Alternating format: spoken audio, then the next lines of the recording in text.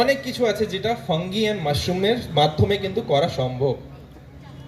Further আমরা যদি এখন কথা বলি স্টার্ট আপ আমরা করব, কেনই বা করব, কি দরকার, চাকরি তো করাই যায়।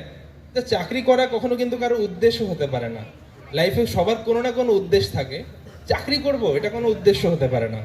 ঠিক আছে, হ্যাঁ সবাই বলতে পারে যে স্টেবিলিটি চাই, ইনকাম চাই, কিন্তু তার জন্য চাকরি কেন? তাও কি ছোট মোটো চাকরি না, সবার লাগবে হচ্ছে এখন government job.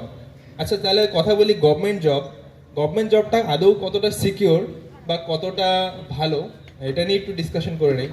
First of all, government job আর আগের মতন অ্যাট্রাকটিভ নাই। এর জন্য না কারণ গভর্নমেন্ট জব পাওয়া খুব কঠিন হয়ে গেছে, এর জন্য কারণ গভর্নমেন্ট জবে কিন্তু পেনশন নাই আগের মতন। আমাদের স্যারেরা প্রফেসররা যারা আগের থেকে চাকরি পেয়ে গেছে, ওদের ভাগ্য ভালো, ওরা রিটায়ারমেন্টের পরে কিন্তু পেনশন পাবে।